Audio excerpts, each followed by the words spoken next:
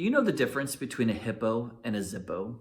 One is really, really heavy. The other is a little lighter. Welcome, friends, to the Word for Wednesday for December 4th, 2024. Today is the 24th edition of 52 for You, where we're looking at one verse of the Bible each and every week as a way to ground us in God's Word and to connect us with one another as we reflect upon that Word. Today's verse comes from Isaiah chapter 9, verse 2. It says, "The people walking in darkness have seen a great light. On those living in the land of deep darkness, a light has dawned." This passage is often used during the season of Advent. Another tool used to celebrate the season of Advent in our tradition is the Advent wreath. The Advent wreath sitting next to me has one candle lit. The candle of the first Sunday of Advent is the candle of hope. Hope reminds us of God's grace and God's goodness, God's light that shines in the darkness. Darkness is something that we all deal with at this time of year because it gets dark way too early. But more than the atmosphere around us, we deal with darkness because of our difficult times. It was Martin Luther King who said, "Darkness cannot drive out darkness, only light can do that. Hate cannot drive out hate, only love can do that."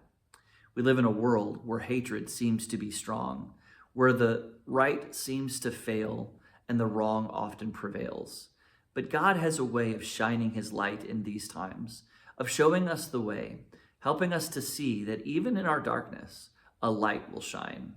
Darkness has a way of invading our time, both the atmosphere around us when it's getting dark early, but also in our spirits and our souls when we're dealing with the dark night of the soul, the darkness in our own spirits, our own hatred, our own judgment, our own mistakes and failures and regret, the things that we often feel darkened by. If we're not careful, darkness can corrupt us, control us, and ultimately crush us.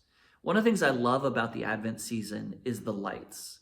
One of the things I love about the Advent wreath is the story it tells throughout the season, that each week we light another candle, bringing more and more light to our midst, reminding us as we get closer and closer to the center candle, the candle of Christ, the light of the world, shows us the way to Christ.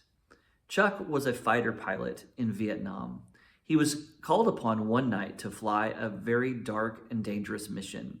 The darkness was so thick, he said, you could have cut it with a knife. At the conclusion of the mission, he was invited to land his chopper into a very small area of the jungle. Looking down, he couldn't see anything. He had no idea where he was landing.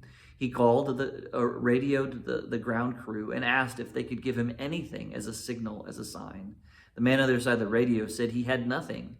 He didn't have a flashlight. He didn't have anything that could be used to light the way. Chuck continued to fly around, and all of a sudden the radio beeped again, and he said, "I found something.